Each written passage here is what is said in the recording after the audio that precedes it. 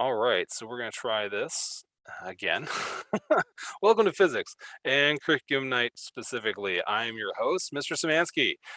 Basically, if you want to pronounce my name, you just get rid of the Z and the Y, and it's Szymanski, Smanski.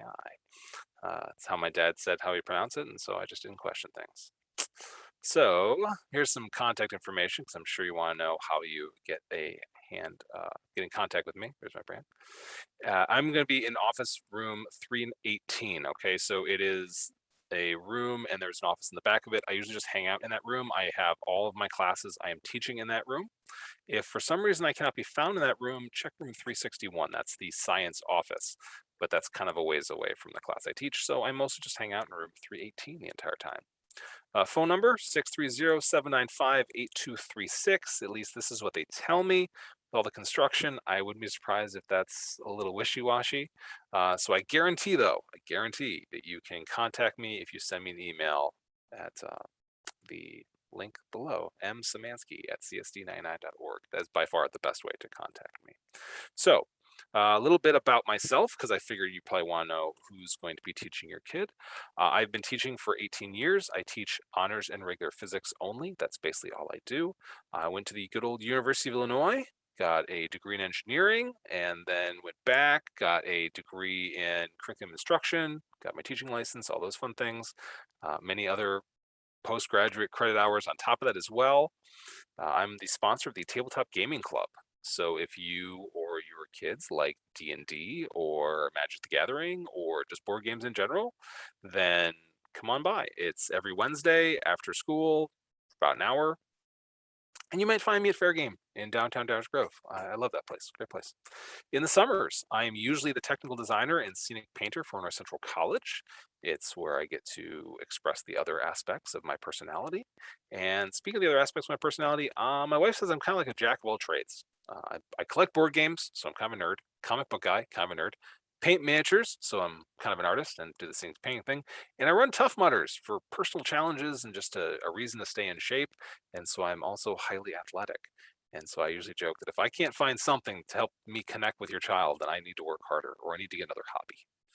All right, the only thing I really can't do is sing or play a musical instrument, but my kids can, so I can at least kind of relate. So here's some things I did, most recent projects. My daughter outgrew her bed. She demanded a loft bed with a desk in it, and so I got to work designing it and building it, and boom, done. She picked the color scheme, antique white. That was a first. I like dark wood myself. As you can see here, just like I tell my students, you have a plan, okay, did the AutoCAD, and then it may not be perfect. As you can see, the stairs had to move. And I had a little bit of panic attack, took a deep breath, worked through it. No one died. And so my daughter loves her new bed. I also paint miniatures for fun. It's one of my hobbies, one of my many hobbies. So I love to play board games with miniatures. I love to paint the miniatures. Brings out the theme. I have actually done professional work for Polygon Magazine. They hired me to do some miniature painting for them. So that was kind of cool to actually be there. All right, now, so that's me. I'm clearly an interesting gentleman. Now, what makes physics different from the other sciences? Okay, because up till now, your kids, they take in biology, they take chemistry. What is physics? What makes it different? All right, so in physics, students' grades are based on mastering specific standards. Okay, now this is true for all classes, but we really focus on a specific set of standards and we just build on those the entire time. There is heavy emphasis on logic. Like, why do you think what you think, not just memorize this? Okay, this can be really tricky because we apply that knowledge. So the kids don't have to just repeat an answer. They have to apply, okay? How do you actually use this in a new situation? And that's what can be really frustrating for students because it takes time to be able to apply information, not just regurgitate it. To help with this, they do a lot of group work. They work together to bounce ideas off each other, to try and solve things, and the students are the source of the information instead of the teacher being the source of the information. When it comes to these learning targets, students will be reassessed on them periodically throughout the school year, so they'll have a chance to re-demonstrate their understanding, and we get to see if they've retained the knowledge, we get to see if they've grown, things like that. So it's not just a one and done thing in physics. In physics, we also use what's called a modeling methodology. So I'm not going to go too much in detail. You can Google it and check it out if you'd like. But we believe students are the source of the knowledge. Teachers are the guides. So instead of the teacher saying, here's the answer, write it down, let's do a lab to prove that I'm right, we say, hey, what do you guys think? I do a demonstration. The kids then gather the data. They create the scientific discovery. They work together to present their findings to the class, and the teacher is just the guide during this process.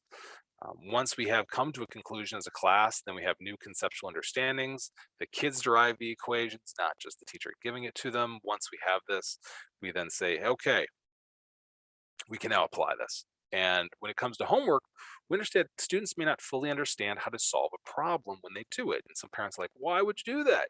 Because we want them to try to apply what they have discovered. And then even if they get stuck, that's fine. They can, I tell the students it's okay to be stuck. You just write down what's your question, why'd you get stuck, you can move on. And then we come to class, then we share these. And it gives an opportunity like, why did you think this? Well, I thought that. So when they work with their group, the teacher's going to be circulating around the class, answering questions, helping them out, moving them forward. And then eventually the class will come together and each group will present a problem to the class, we'll discuss it, and the teacher again is going to ask questions. Why do you think this? Is that true? Students will ask questions and we'll eventually come to a conclusion through discussion. So it's a lot less lecture, a lot more discussion. Teacher is the guide. Now, how will we assess the students? As I've kind of mentioned a little bit, they will be going on specific learning targets, they'll be given feedback, and we focus on the idea of mastery. So, do I really think you really understand this, or do I think you kind of understand this? And to do that, I use what's called standards-based grading. So I use my almost 20 years of professional belief to say, okay, I think you understand it to this level. And so then the students will say, okay, yeah, I can. And they're free to argue with me and say, I disagree, I think this, and I will listen to that. And I may change it because, the more I hear from a student, the more knowledge I have about their level of understanding. So I always tell my students, be very vocal in class. Please share your knowledge. We always do a partner quiz before we do an actual quiz. I believe that's very helpful because the students then understand what they do or do not actually understand. All right. So that way it's kind of a safe environment saying like, oh, I didn't really get that. I guess I should go home and study because tomorrow will be the individual quiz. We also give summative assessments over multiple units. That way we can see how the students have grown over time. We can see if they can combine knowledge. We can see if they can isolate knowledge. It's a much better way to evaluate a student's overall level of understanding instead of keeping it in small individual packets, because all of physics material is cumulative. There is very few points where you go, okay, this, we're done with it, throw it away. It's every single time, it's like, we got this, we're going to add to that.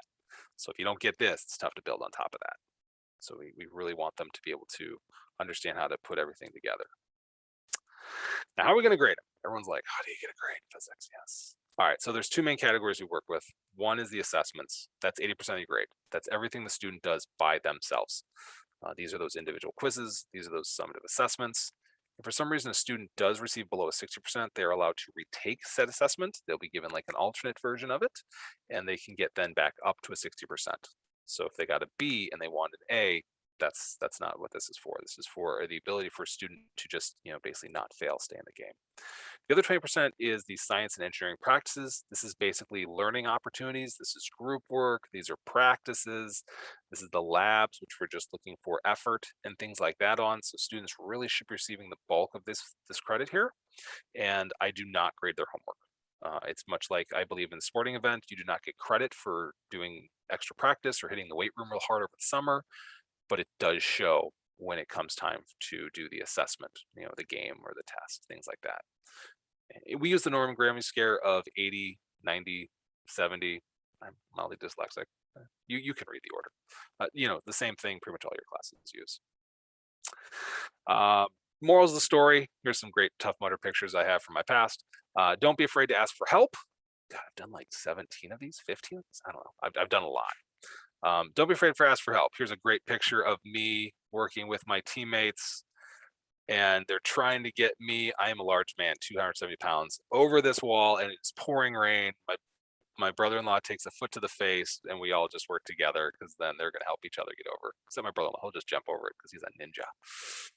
Kind of hate that guy sometimes. And we're all in this together, okay? So again, your kids got questions, ask them. ask them. That's all I can say is just, if you have questions, ask. The worst thing that you can do is be silent. All right, so ask lots and lots of questions. And yeah, that's kind of it. So again, here's my contact information. So again, back room 318, 361, there's the phone, don't really trust that, but there's my email. So contact me if you have any questions, and I'd like to thank you for spending time with us in our curriculum night, aka open house. And I look forward to seeing your kid in class. That's it. Have a good evening. How do you end this? I have no idea how to end this. This is why I stop recording.